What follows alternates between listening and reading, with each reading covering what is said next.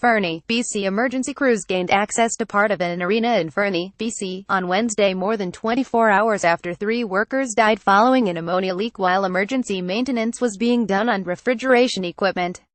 Fire Chief Ted Reuter said the west side of the building was determined to be safe. The city said earlier fire and emergency services were working with a specialized hazardous material team to contain the leak inside the building. The 3 men who died were not identified in order to respect the wishes of their families.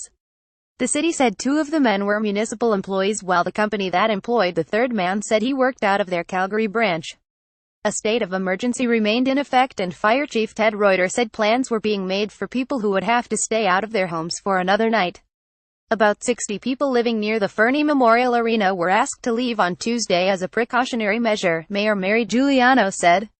Fernie is a tight-knit community and I know we'll pull together to support one another as we have in the past, she told a news conference.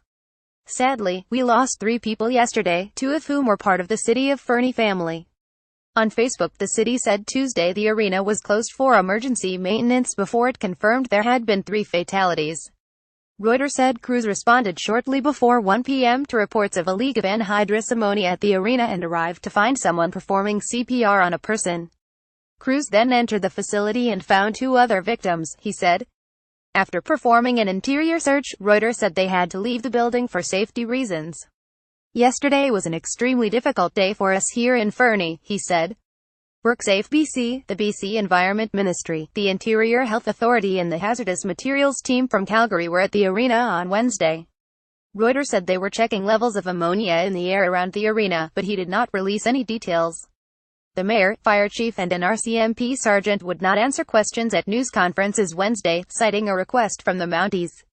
Sergeant Trevor Tribes said the RCMP still had to conduct a scene investigation and interviews before it can determine whether anything criminal contributed to the incident. Paul Dewar, vice president of Toromont, which owns refrigeration company CIMCO, said the company has no further details to add on what happened. He confirmed the contractor who died worked for the Calgary branch of CIMCO. We're just devastated to have lost a family member, Dewar said. Giuliano said the accident has hit her East Kootenay community hard. We are a small town and everybody knows everyone and there is a lot of wondering who it is that we might know, so it is affecting everybody, she said. A red sign with a black heart was set up outside the arena facing the main highway that passes through Fernie. On it in white letters was written remembering the lives lost. Fernie Arena, October 17, 2017. 2 flower bouquets lay nearby. A block behind the arena, streets were cordoned off with police tape and barricades while a group of police officers gathered nearby.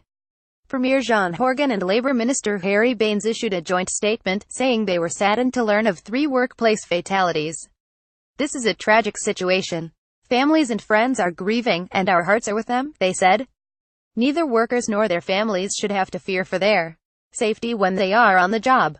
Tragedies like this force us to underscore our commitment to ensure that BC families can rely on safe workplaces. Ammonia is commonly used in mechanical refrigeration systems, including those found in ice rinks. It is used in liquid form, but becomes a gas once it is released into the air. The Canadian Centre for Occupational Health and Safety says ammonia is a colorless gas that is toxic if inhaled. Symptoms of ammonia poisoning may include coughing, shortness of breath, difficulty breathing and tightness in the chest. The center says symptoms may develop hours after exposure and are made worse by physical effort.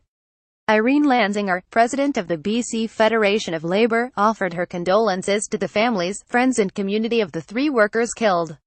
In a statement, she called on the Workers' Compensation Board to increase its enforcement for workplace health and safety protections and training, adding that prevention is the only way to end injuries and fatalities on the job. The health and safety of workers must be paramount at every workplace, Lanzinger said.